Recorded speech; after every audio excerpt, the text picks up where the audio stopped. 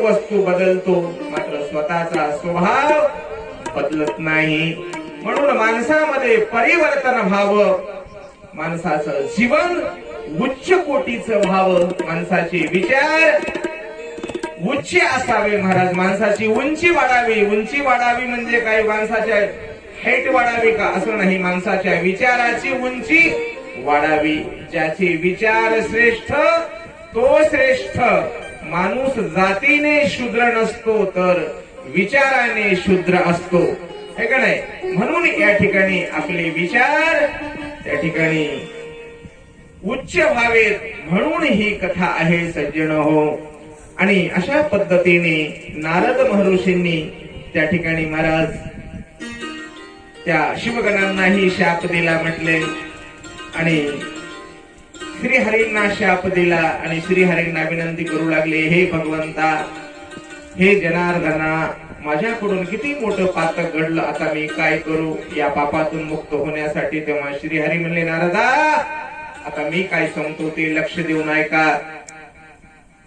म्हणले, आता तुम्ही इथून पृथ्वी तलावर जा आणि पृथ्वी तलावर जेवढे शिवलिंग आहेत तेवढ्या शिवलिंगाचं दर्शन, पृथ्वी भ्रमण, शिवतीर्थाचं दर्शन घेऊन तुम्ही आनंदवनामध्ये जा. आनंदवन म्हणजे काशीमध्ये जा. काशीमध्ये विश्वनाथाची पूजा अर्चना करून तुम्ही सत्य लोकामध्ये जा आणि सत्य लोकामध्ये जाऊन पितामह ब्रह्मदेवाकडे विनंती करा. काय विनंती करा?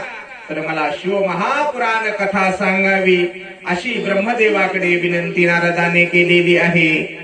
आणि हे शब्द ऐकल्याबरोबर ब्रह्मदेव महाराज उंच आसनावर बसलेले होते. ब्रह्मदेव खाली आले आणि नारदांच्या चरणावर साष्टांग दंडवत घातला.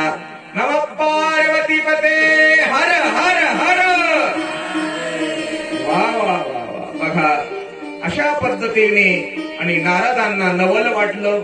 अरे, ज्यांनी मला जन्माला घातलं, जे माझे वडील आहेत, आणि वडील म्हणजे पिताजी म्हणजे महाराज देवा समान असतात, आणि ते मला नमस्कार करतात, माझ्या पायावर साष्टांग दंडवत घालतात, याचं काय कारण असेल? नारदांना नवल वाटलं. नारदांनी न राहवता ब्रह्मदेवांना विचारलं, तुम्ही या ठिकाणी आसनावरून खाली आलात आणि मला साष्टांग दंडवत घातलात.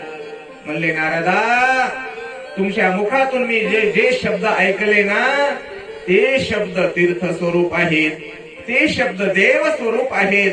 आणि ज्याच्या मनामध्ये, हृदयामध्ये, पोटामध्ये शिवकथा श्रवणाची भूक निर्माण झाली ना, त्याचा सारखा पुण्य आत्मा, म्हणले महाराज, त्याच्या सारखा महान आत्मा या जगामध्ये दुसरा कोणी नाही.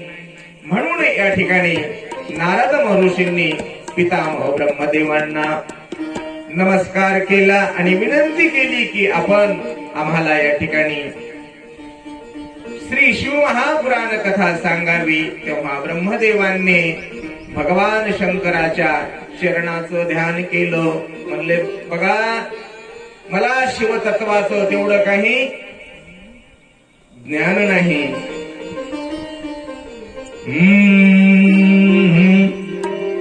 मला काही तेवढं शिवतत्वाचं ज्ञान नाही म्हणले. आणि माझ्या